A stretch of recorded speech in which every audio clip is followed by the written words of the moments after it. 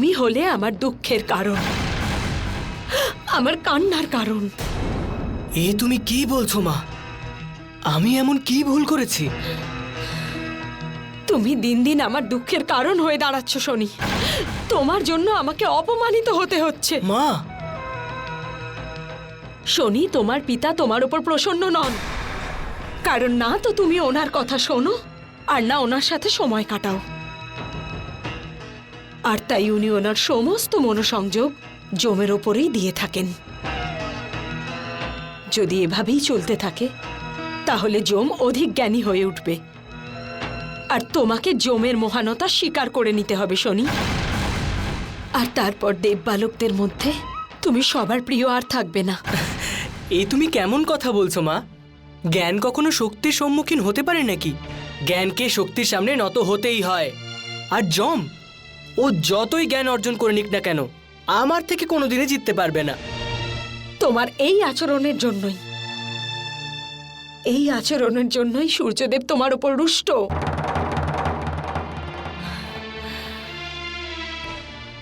শনি, জ্ঞানের মাহাত্ম্যটা বোঝো। আমি মানছি যে শক্তি খুবই গুরুত্বপূর্ণ, কিন্তু জ্ঞান সবার উপরে। জ্ঞানই একজন ব্যক্তিকে শক্তির উপলব্ধি করায়। জ্ঞান বিনা শক্তি নিরর্থক। যদি তুমি সেটাই চাও তাহলে আমি তাই করব। আমি পিতার সাথে অধিক থেকে অধিকতর সময় থাকার চেষ্টা করব। আমি তো এটাই চাই যে তুমি দেবলোকে সবার প্রিয় হয়ে ওঠো। সেটা তো আমি পরে হয়ে উঠব মা। তার আগে ওই জমকে আমি উচিত শিক্ষা দেব যে তোমার কান্নার কারণ হয়েছে। পিতা বলেন যে এই সৃষ্টি ঈশ্বরের কল্পনা, আর এই জন্য এই সৃষ্টি নির্মাণকে কল্প বলা হয়ে থাকে। আজ তো তুমি খুব জ্ঞানের কথা বলছো জম। জ্ঞানকে সর্বদা শক্তির সামনে নত হতেই হয়। যখন প্রাণীর মধ্যে শক্তি আসে তখন তার সমীকরণই বদলে যায়। যদি এই কথা তোমার বিশ্বাস না হয় তাহলে এসো আমার সঙ্গে লড়াই করে দেখো। তাহলে ঠিক আছে, আজ তোমায় দেখিয়েই দিচ্ছি যে যম শুধু জ্ঞানীই নয়, তার সাথে ক্ষমতাশালীও।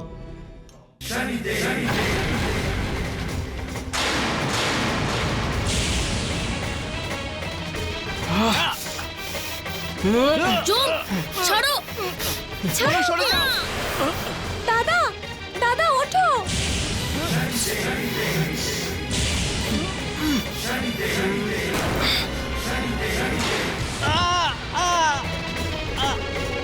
আরে ছাড়ো। শনি, এটা তুমি কি করছো?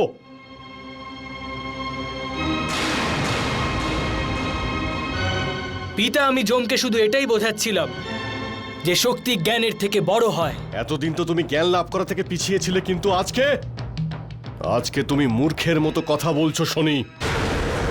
তোমার শক্তি তোমাকে অন্ধ করে দিয়েছে।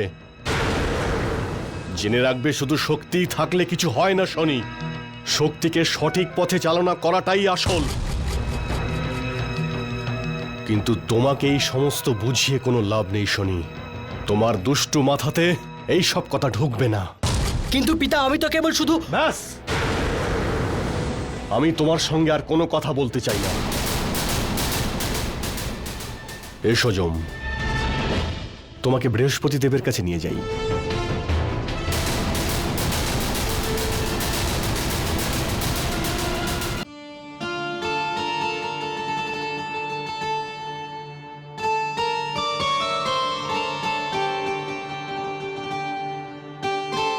আমি আপনাদের দুজনকে কয়েকটি প্রশ্ন করতে চাই, তার উত্তর দিন। যদি কর্মই ফলের উৎস হয়, তাহলে ফলের আকাঙ্ক্ষাকে খারাপ কেন বলা হয়? কারণ ফল হলো কর্মের নিয়তি। যদি কর্মকে পূর্ণ সমর্পণের সাথে করা হয় তাহলে ফল স্বয়ংই প্রাপ্ত হয়। কিন্তু যে কর্ম ফলের আশায় করা হয় তাতে সৃষ্টির নিয়মের উল্লঙ্ঘন হয়। আর এই দৃষ্টিভঙ্গিতেও সেটা ভুল। কিন্তু আমি এটা মানি না। যদি ফলই না পায় তাহলে কেউ কেন কর্ম করবে?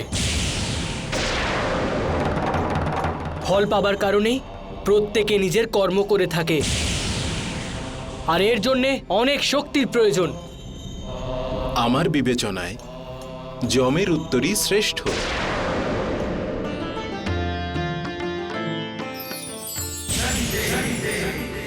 ক্ষমা করবেন বৃহস্পতি দেব, কিন্তু আমি আমার উত্তরের ত্রুটি জানতে চাইব। আমি আপনাকে বিস্তারিত বলবো, কিন্তু সঠিক সময় এলে। আপনি সঠিক সময়ের অপেক্ষা করছেন নাকি আমার উত্তরের ত্রুটি খুঁজছেন?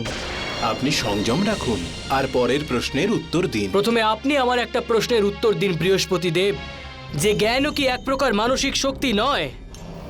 একদিক থেকে এটা ঠিক, হ্যাঁ, জ্ঞান মানসিক শক্তি অবশ্যই। তাহলে জ্ঞান আর শক্তির মধ্যে এক প্রকার মিল অবশ্যই রয়েছে। তার মানে যদি আমি আপনাকে সূর্যলোকের বাইরে বের করে দিই, তাহলে কি আপনি শুধু আপনার জ্ঞানের দ্বারা সূর্যলোকে আবার ফিরে আসতে পারবেন?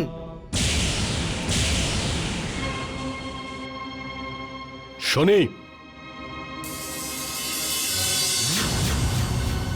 এটা তুমি কি বলছো?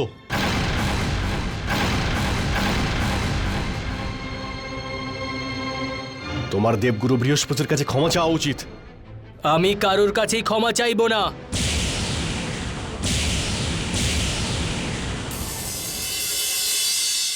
ক্ষমা চাওয়ার প্রয়োজন নেই দেব। এটা তো কেবল শনির অজ্ঞানতার ফল। আশা করি এই অজ্ঞানতা শীঘ্রই দূর হয়ে যাবে।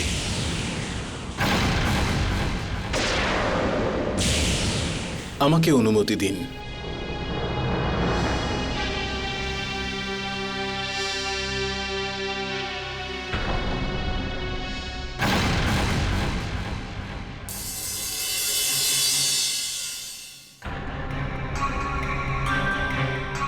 তোমাকে দেব বৃহস্পতির কাছে ক্ষমা চাওয়া উচিত শনি। আমি এমন কোনো কাজ করিনি যার জন্য আমাকে কারোর কাছে ক্ষমা চাইতে হবে। তুমি ওনাকে অপমান করেছো শনি, এটা কি কোনো অপরাধের থেকে কম? আমি শুধু আমার প্রশ্নের উত্তর জানতে চেয়েছিলাম। তর্ক বিতর্ক করার একটা পদ্ধতি আছে শনি, তার একটা ধরন থাকে। আপনি সবসময় শনিকেই দোষী বলে ভাবেন। নিজের হৃদয়ের কথাই তো বলেছে শনি। এমন কি অপরাধ করেছে ও? আপনি শান্ত হন দেবী। আপনি আমার আর শনির মধ্যে আসবেন না দেবী। এই সব আপনার অতিরিক্ত আদরের জন্যই হচ্ছে। দেব, মাতা পিতার মধ্যে যে কোনো একজনকে তো সন্তানের প্রতি কর্তব্য পালন করতেই হয়। আপনার এই কথাতেই শনি আরো অবাধ্য হচ্ছে। এটা আপনার কর্তব্য পালনেরই পরিণাম, যা আমি শনির মধ্যে দেখতে পাচ্ছি। আজকের এই ঘটনার জন্য সম্পূর্ণ দায়ী আপনি। আপনি যদি শনিকে এখানে না নিয়ে আসতেন তাহলে এই ঘটনা ঘটতই না। সূর্যলোকে ঘটে যাওয়া এই ঘটনার জন্য দায়ী শুধুমাত্র আপনিই দেবী, শুধু আপনি। পিতা, পিতা, আপনি ভেবে চিন্তে কথাবার্তা বলুন। আমি আমার মায়ের অপমান কোনো মতে মেনে নেব না। শনি, তুমি তোমার সীমা ছাড়িয়ে যাচ্ছ। শনি, পিতার স্থান ঈশ্বরের সমান। তার অপমান আমি কখনোই মেনে নিতে পারবো না। যম, আমার পথ থেকে সরে যাও। আমার আর আমার পিতার মাঝে আসার জন্যে তুমি কে? আমি হলাম সূর্যদেবের পুত্র। আমি আমার পিতার অপমান কখনোই সহ্য করব না, যদি সে আমার ভাই হয় তাও না। যম! শনি, তুমি এটা ঠিক করছো না। হ্যাঁ? শনি,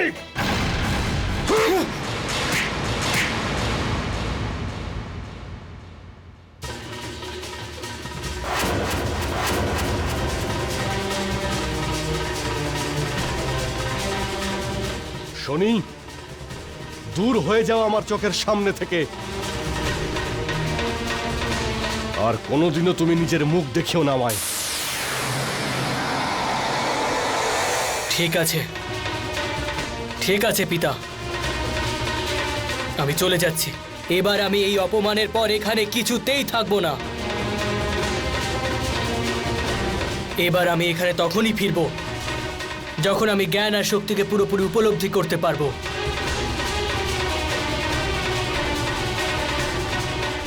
শনি, হে তুমি কি বলছো? शनि शाम सावरा है काला है तू शनि शाम सावरा है काला है तू पर मेरी आँखों का तारा है तू पर मेरी आँखों का तारा। আমি যাচ্ছি। শনি, দাঁড়াও শনি, শনি যেও না, আমাকে ছেড়ে যেও না শনি, দাঁড়াও শনি, দাঁড়াও, দাঁড়াও শনি, দাঁড়াও শনি, দাঁড়াও। নারায়ণ নারায়ণ শ্রীমান নারায়ণ। কি হয়েছে শনিশ্চর? কোথায় যাচ্ছ? আমি এখান থেকে দূরে চলে যেতে চাই, অনেক দূরে, যেখানে আমার কাছে কেউ পৌঁছতে পারবে না। আমি এই জীবনে অতিষ্ঠ হয়ে উঠেছি। নারায়ণ নারায়ণ, সূর্যপুত্র শনির তার এই অবস্থা। দেখুন, আমাকে নিয়ে উপহাস করবেন না, না হলে ফল ভালো হবে না। বলতে পারলে এমন একটা জায়গা বলুন যেখানে গেলে আমার মন শান্তি পাবে। মনের শান্তি তো তোমায় শুধু তিনিই দিতে পারেন, কে? যার রূপ মানুষকে মুগ্ধ করে, সেই যার একবার দর্শন পেলেই প্রত্যেক প্রাণী মোক্ষ লাভ করে।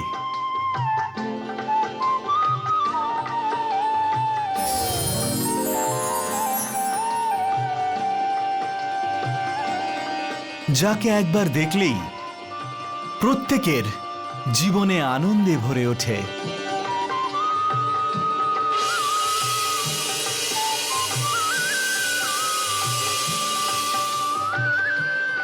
আমি এনাকেই খুঁজছিলাম। দয়া করে বলুন কোথায় গেল ওনাকে পাবো? গোলোকে চলে যাও আর ধ্যান করো, তুমি তার দর্শন অবশ্যই পাবে।